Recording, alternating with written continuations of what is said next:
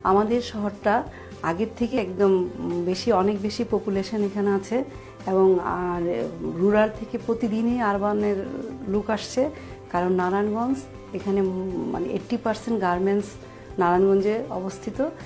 এখানে ওয়ার্কার অনেক বেশি, যার ফলে আমার শহর এটা বন্দরনগরী, নারায়ণগঞ্জ একটা বন্দরনগরী, অনেক আগে থেকে এখানে অনেক বেশি লোক বাস করে। তো অলরেডি এই শহরটা আমাদের খুবই ঘনবসতিপূর্ণ শহর এবং চ্যালেঞ্জও অনেক বেশি।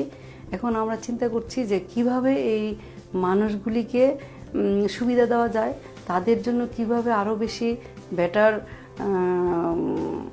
প্ল্যান করা যায়, এবং সেইটাই আমরা এখন চিন্তা করছি। এবং এটাই আমার জন্য এখন একটা বড় চ্যালেঞ্জ হয়ে দাঁড়িয়েছে যে কিভাবে আমি এই সিটিকে মানে অর্গানাইজ করে সাধারণ মানুষকে আমি সব ধরনের ফ্যাসিলিটি, মানে যতগুলি ফ্যাসিলিটি একজন মানুষের পাওয়া দরকার সেই ফ্যাসিলিটিগুলি তাকে কিভাবে দেওয়া যায়, এবং প্ল্যান ওয়েতে নারায়ণগঞ্জ সিটিকে কিভাবে সাজানো যায়।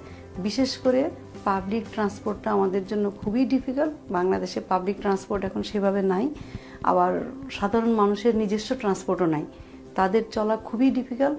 এখন আমার পাবলিক ট্রান্সপোর্টের উপরে আমি বেশি চিন্তা করছি এই সুবিধাটা কিভাবে দেওয়া যায় এবং এই সিটিকে কিভাবে ম্যানেজ করা যায়, মানুষ থাকবে এবং মানুষকে ঘিরেই এই শহরকে কিভাবে সাজানো যায় সেই চিন্তাটা করছি। The major problem.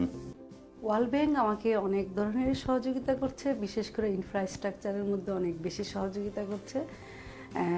আমার যেটা এখন সবচেয়ে এই মুহূর্তে যেটার জন্য আমি খুব বেশি মানে খুশি, সেটা হলো যে ওয়ার্ল্ড ব্যাংক আমাকে যে ফাইন্যান্সটা করছে, আমার অনেক দিনের পুরানো একটা ক্যানেল, বিগ ক্যানেল, সেই ক্যানেলটাকে আমরা খনন করছি এবং এই খনন করার পরে যেটা হবে, শহরের চেহারাটাই পাল্টে যাবে।